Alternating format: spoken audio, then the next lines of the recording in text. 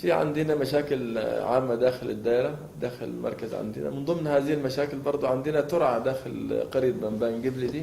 الترعة دي بتشق الكتلة السكنية، وصراحة بنعاني منها كثير خالص. الأهالي بتصير طبيعي كقرى بيرموا فيها المخلفات طبعا، الحيوانات الميتة بيرموا فيها الزجاج الزيوت وخلافه والأوراق وكله.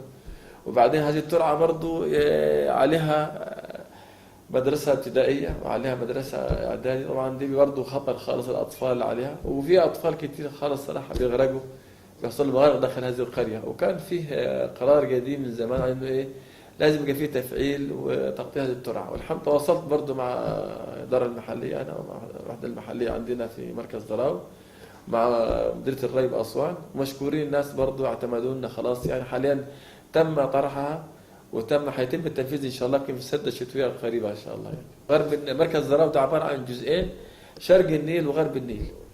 غرب النيل صراحه ما يقرب من 60,000 نسمه بيعتمدوا اعتماد كلي على شرق النيل في كل حاجه من الابره للصاروخ.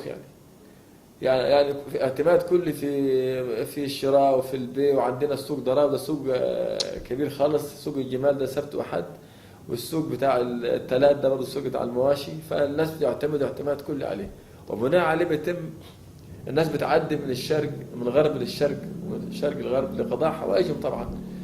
فبيتم ده عن طريق العبارات وعن طريق الليشات طبعا. ولكن للاسف عندنا محافظ اسوان متعنت جدا في هذه العمليه. من تاريخ كان في صندل هنا في الوراق عندكم في القاهره، كان ضربوا ليش وغرق. ومن هذا التاريخ تم منع العبارات مع اخر ضوء. يعني المغرب تنتهي كل عبارة، ونفصل الشرق عن الغرب صراحه انفصال تام. وتبقى الاهالي في صراحه احنا حاليا في مشكله كبيره خالص صراحه. واقرب كوبري على بعد 40 كيلو، يعني 40 و40 مشكله كبيره خالص صراحه. وعندنا حالات بالليل طبعا الناس بتعدي، وفي حالات ولاده وحالات جلطه، يعني في مشاكل كتير خالص صراحه، واحنا بنعاني منها كتير خالص يعني. وكانت العبارات يعني نزلت جت عندنا في مركز ضراو من سنه 82 ولم تحدث أي مشكلة حتى الآن.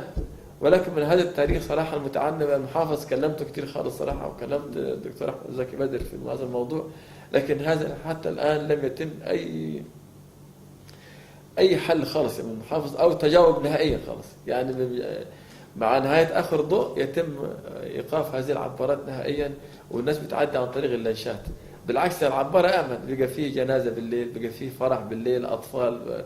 العبارة طبعا بتشيل كثير خالص، بتشيل 10 عربيات وبتشيل كل حاجة. لكن للأسف برضه المحافظ حتى الآن حتى هذه اللحظة متعنت جدا في حل هذه المشكلة يعني.